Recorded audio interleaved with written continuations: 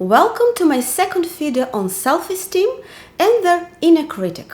From my previous video you already know that the inner critic plays a big role in suppressing your self-esteem. Today I will discuss how to track the inner critic down. This is the first step in order to tame him to feel better about yourself. If you are new here and haven't watched my previous video yet, make sure to check it out first. I leave the link in the description below. But also subscribe to my channel and hit the notification bell so you don't miss any of my new content I publish every week. I'm a healthcare psychologist and therapist, and I make videos on psychology and mental health topics.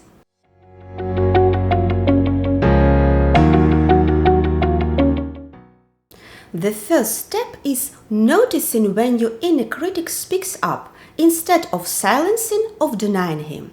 If you hear your inner critic talking, it means he wants to be heard. Ask yourself, what do he need? This would already be a powerful way to acknowledge its presence and diminish its power.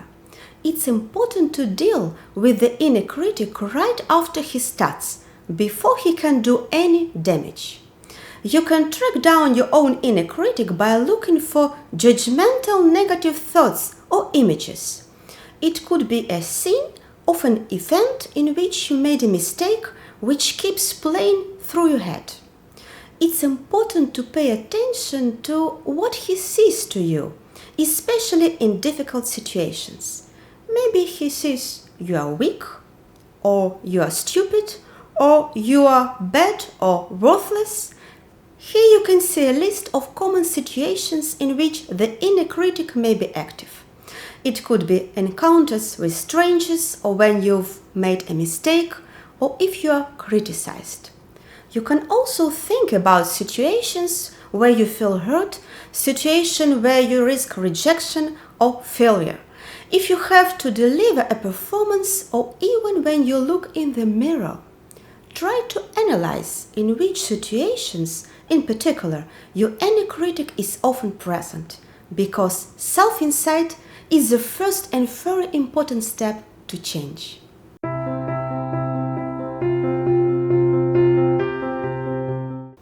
Improving your self-esteem includes developing more unconditional self-esteem. The goal is to see and appreciate your strengths and to learn to accept your weaknesses.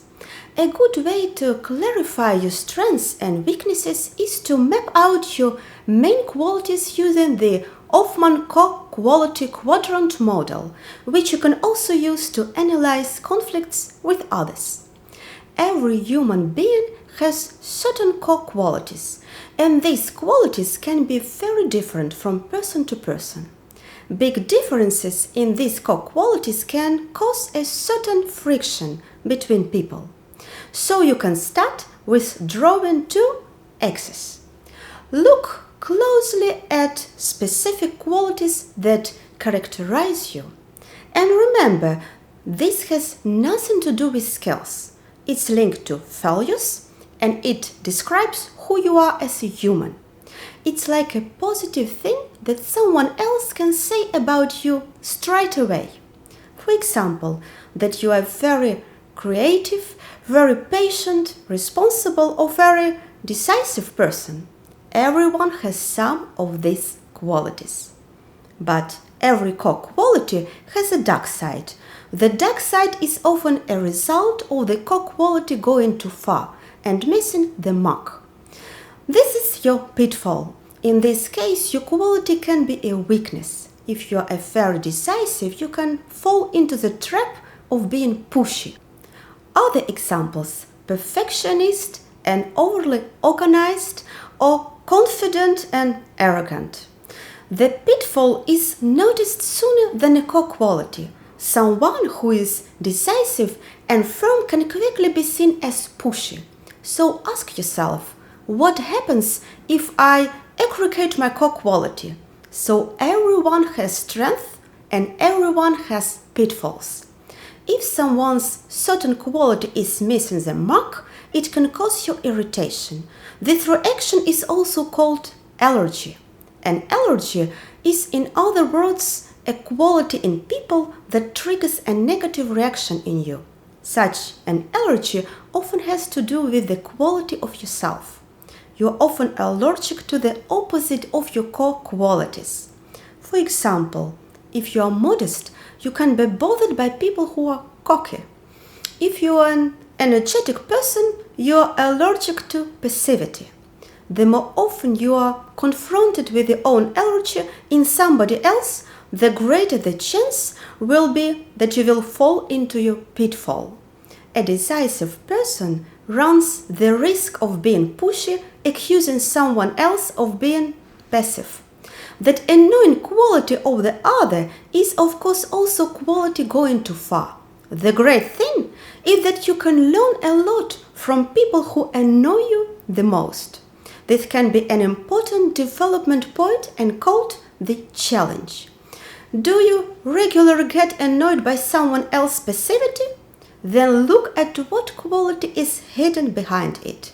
For example, if someone thoughtful or patient and has gone too far, chances are that is precisely your challenge, because you are too pushy sometimes. To be aware of your challenge helps you get more into a balance. Your challenge is something which takes effort, which doesn't come quite naturally to you. Still, it is very important to learn from it.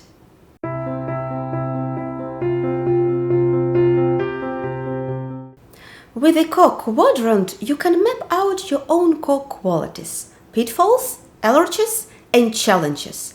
Let me show you an example to provide more insight into it, so you can use it on your own. Up here, you see the core quadrant of a young woman. Let's call her Emma. At work, Emma functions well because she adapts easily to a situation. Compliance is her strength. Sometimes Emma is too compliant and she adopts a submissive attitude. This is a pitfall of her because it is at the expense of herself. Her challenge is the opposite of her compliance quality. In this case, Emma should be allowed to take more initiative. An allergy is also associated with this quality. Emma is irritated by people who are headstrong. That's all for today. I hope you enjoyed this video. Next week I will explore the next steps in managing your inner critic. So be sure to hit that subscribe button and turn on the notification bell before you go. Feel free to express your thoughts in the comments down below or on my Facebook or Instagram pages. But also give this video a thumbs up. Thank you very much for watching. See you next time.